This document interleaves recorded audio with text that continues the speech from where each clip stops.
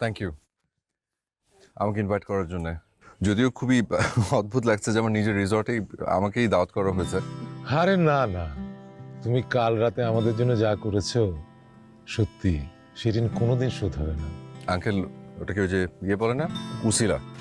আমি ছিলাম একটা উসিলা মাত্র, আর ওটা ছিল আমার কর্তব্য। আমি আমার কর্তব্য পালন করেছি। আমার জায়গায় যে কেউ হলে একই কাজ করতো। না বাবা, সবাই একই কাজ করে না। অনেকের কর্তব্য জ্ঞানটা সারা জীবনেও হয় না।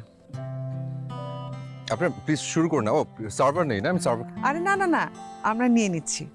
তোমাকে আমি তুলে দিই। জি।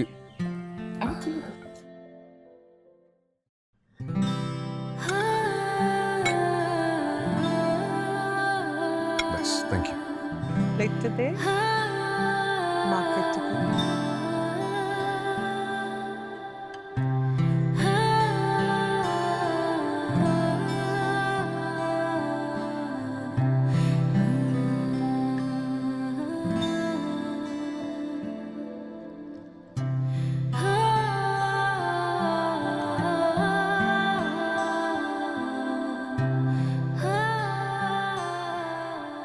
তুর্য,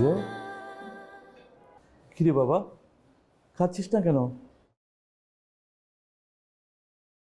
কি হয়েছে? আজকে আমি স্কুলে যাবো না। কেন? তোর কি শরীর খারাপ বাবা? তাহলে? চাচ্ছু, আজকে আমার স্কুলে না প্যারেন্টস ডে। আমার তো প্যারেন্টস নাই, ওরা আমাকে রেখে আল্লাহর কাছে চলে গেছে। আমি আজকে স্কুলে যাবো না।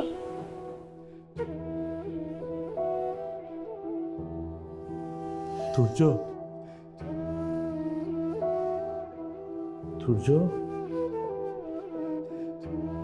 বাবা, তুই তো এখনো অনেক ছোট। তুই বড় হোক, তখন সব বুঝতে পারবি।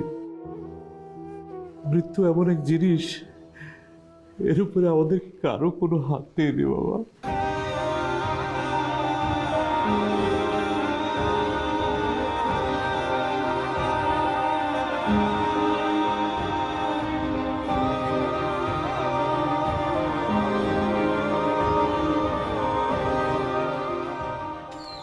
ঐশী, আই ঐশী, কি রে একা একা কোথায় যাচ্ছিস? সবার মধ্যে থাকলে কি একাকিত্ব কেটে যায় মা? অনেকের মধ্যে থেকেও একাকিত্ব বোধ হয়। বুঝলাম না, সামান্য একটা ব্যাপার এরকম কেন করছিস ঐশী? আমি বুঝলাম না, তোর জন্য এখানে এসেছি।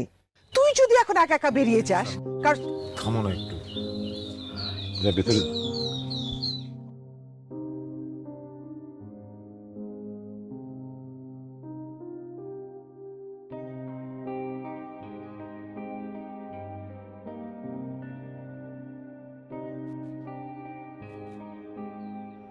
তোমাকে আর কি বলবো বাবা, কি হাসি খুশি মেয়েটা আমার ছিল। কিছুদিন আগেই তার জীবনে এমন একটা ঘটনা ঘটে গেল, তারপর থেকে মেয়েটা আমার কেমন জানি হয়ে গেল। সারাদিন চুপচাপ বসে থাকে, কারোর সাথে কথা বলে না। তার জন্যই তো আমাদের এখানে আসা। আঙ্কেল, যদি কিছু মনে না করেন, আমাকে কি বলা যায় ঐশীর কি হয়েছিল? ঐশীর সাথে একটা ছেলের সম্পর্ক ছিল, আমরা তার সাথে বিয়েও ঠিক করেছি।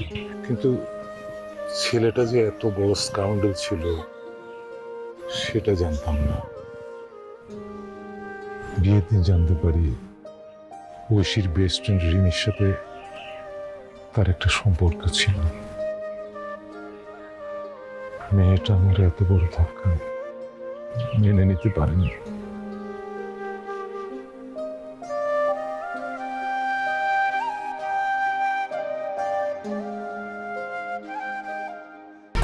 এক দুই তিন ঢাকায় জমি জিতে নিন 100% ক্যাশব্যাক সহ 20 কোটি টাকার পুরস্কার।